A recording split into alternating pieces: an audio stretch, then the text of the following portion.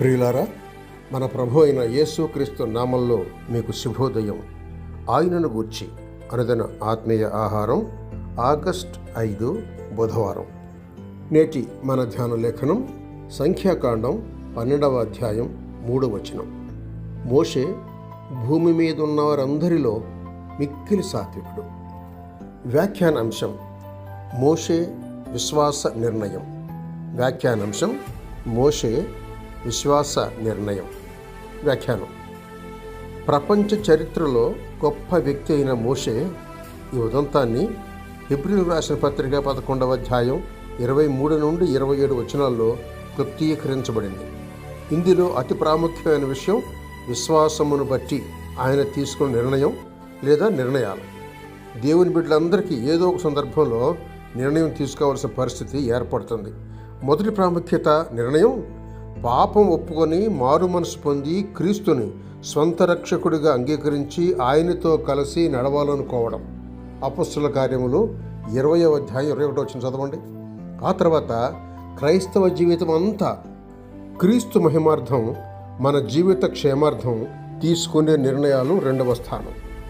మొదటిగా మోషే నిర్ణయం తీసుకున్న పరిస్థితులు, రెండవదిగా మోషే నిర్ణయ లక్షణాలను చూద్దాం.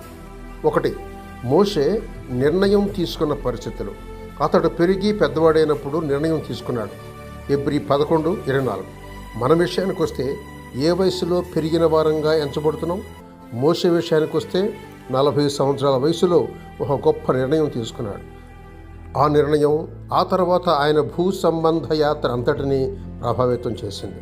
ఆయన వయసులో ఉన్నప్పుడు లోకభోగాలు, సుఖాలు, ఆధిపత్యాలు, పాపపు ప్రపంచపు తళుకులు ఎదురుగా నిలబడి ఆహ్వానిస్తున్నప్పుడు, ఐగుప్తు సింహాసనం స్వాగతిస్తూ శోధిస్తూ ఉన్నప్పుడు విశ్వాసమును బట్టి మోషే వాటన్నిటినీ తిరస్కరించాడు.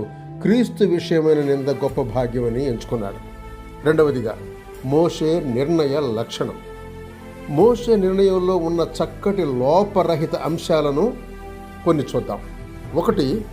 అందులో తిరస్కారం అనే అంశం ఉంది. మంచి చెడుల మధ్య నిర్ణయం తీసుకోవాల్సిన సమయం వస్తే విశ్వాసం ఒకటే మంచి నిర్ణయం తీసుకోవడానికి సాయం చేస్తుంది. మోషే చెడును తిరస్కరించడం గొప్ప సాహసమే. బైబిల్ అంతటిలో భక్తులు తిరస్కారం చేసిన సన్నివేశాలు చూడగలం. యోసేపు పోతీఫరు భార్యను తిరస్కరించాడు. ఆదికాండం 39:6-9 వచనాలు. షద్రకు, మేషకు, అబేద్నెగోలు రాజభోజనాన్ని తిరస్కరించారు. రాజు ఆజ్ఞను తిరస్కరించారు. దానియేలు 3:12. దానియేలు రాజాజ్ఞను తిరస్కరించి సింహ బోనులో వేయబడ్డారు. 6:13. పేతురు, యోహానులు సువార్త ప్రకటన నిమిత్తం యూదుల పెద్దలను, శాస్త్రులను తిరస్కరించారు. అపొస్తలుల కార్యములు 4వ అధ్యాయం 18-20 వచనాలు. రెండవది, మోషే చేసిన తిరస్కారం చాలా గొప్పది.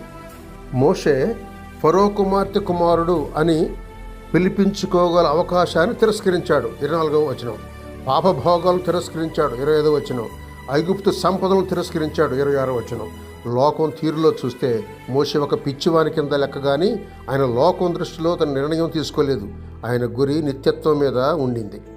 3వది, తనకు మంచి చేసే వాటి నిమిత్తం చెడును తిరస్కరించాడు. ఆయన అవమానాన్ని, తృణీకారాన్ని ఎంచుకొని తన హృదయంలోకి పరలోక ఆనందాన్ని ఆహ్వానించాడు.